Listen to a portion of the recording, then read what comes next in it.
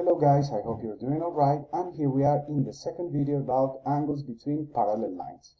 Okay guys, so remember on last video we were talking about the definitions of the different type of angles, and we had the definition of corresponding angles, alternate interior angles, alternate exterior, consecutive interior, and also consecutive exterior.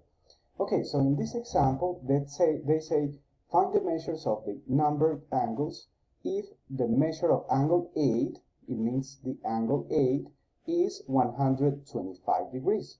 So they give you this value, okay? So we are going to find all the missing angles of angle 1, angle 2 until 8. Alright, but let's start guys by identifying the different type of angles. Okay, let's start with corresponding angles. Remember the definition of corresponding angles, that they are on the same side of the transversal line and also on the same side of the parallel lines. Okay, so according to this definition, the corresponding angles are angle 1 and angle 4. Okay, they are on the same side of the parallel line, above the parallel line, and to the left of the transversal line. Okay. Alright, so the corresponding angles are 1 and 4 here. We also have here 3 and 6, they are also corresponding.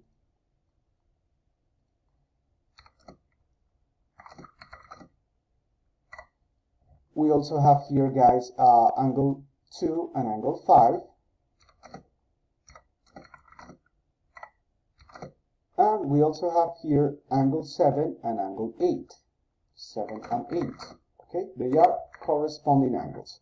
Okay, let's go to the second type of angles, and they are the alternate interior angles. So remember the definition of alternate interior, they are at opposite sides of the transversal line, okay?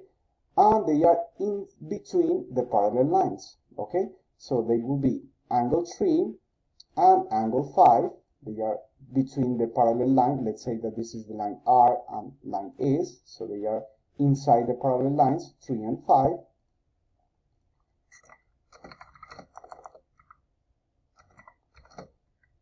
Okay, and we also have here angle 8 and angle 4.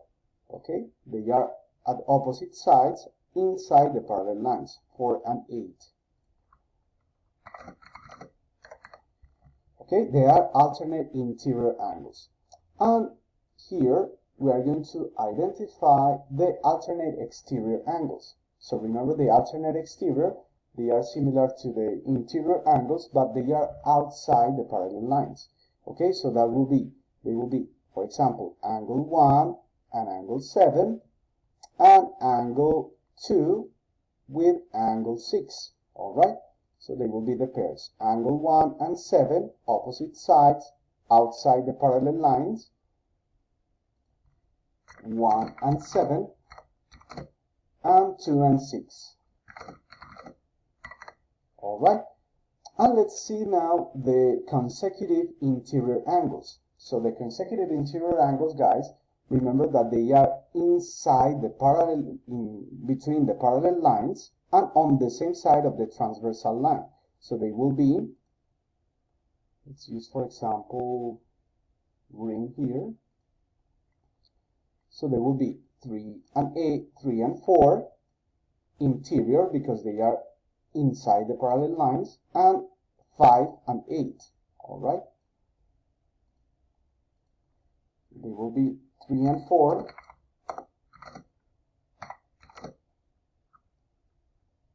and 5 and 8. Okay, alright, so they will be the main angles that they are asking here in the exercise. Now guys, we are going to find the missing angles from this picture. Alright, so let's be, for example, here these lines. So we have the transversal line. We can say that we can call this line with any letter. We can say that this is the line N, for example. And let's draw the parallel lines that they never intersect to each other. So we can say that this is the line R, and this is the line is. All right. So they give you the value of angle 8, which is 125 degrees. All right. So they say that this angle is 125. Okay guys, so how can we find the angle 1, angle 2, 3, and all of these missing angles? We can use the property of opposite angles. So since this angle is 125 degrees, we can say that the opposite angle with the same vertex will be 125. Okay, so this angle will also be 125 degrees. All right. And remember, guys, the definition of supplementary angles.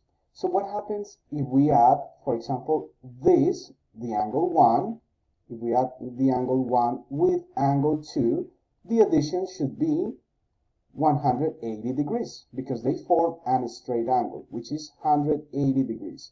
So how much is missing to get 180 if this is 125? So that will be 180 minus 125, and that will be 55 degrees. Okay, so this is the missing angle here, so that will be 55 degrees. So right now we can use the property to get the missing angles here, but here is missing the opposite angle to 55 degrees to angle 2. We can get angle 3, which is the same, 55 degrees, because they are opposite angles. They are the same, they have the same value. All right, and now to get the other angles, we can use the last definitions that we already learned, the corresponding angles. Remember that the corresponding angles are on the same side of the transversal line, okay, and from the parallel lines at the same side. So this is 125 degrees. We can also say that this, since this is 125 degrees, this is also 125 degrees, all right, because they are corresponding angles. All right, and the same here. For example, angle 2 and angle 5, all right, they are also corresponding. So this is 55 degrees. This will also be, it would also be 55 degrees here.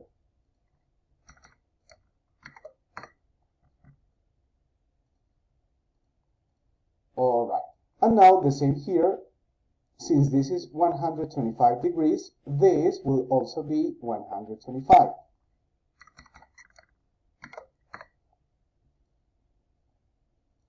Now we have this opposite angle 2. We have the opposite angle to 5 will be the angle 6, which is missing here, and it will also be 55 degrees, okay?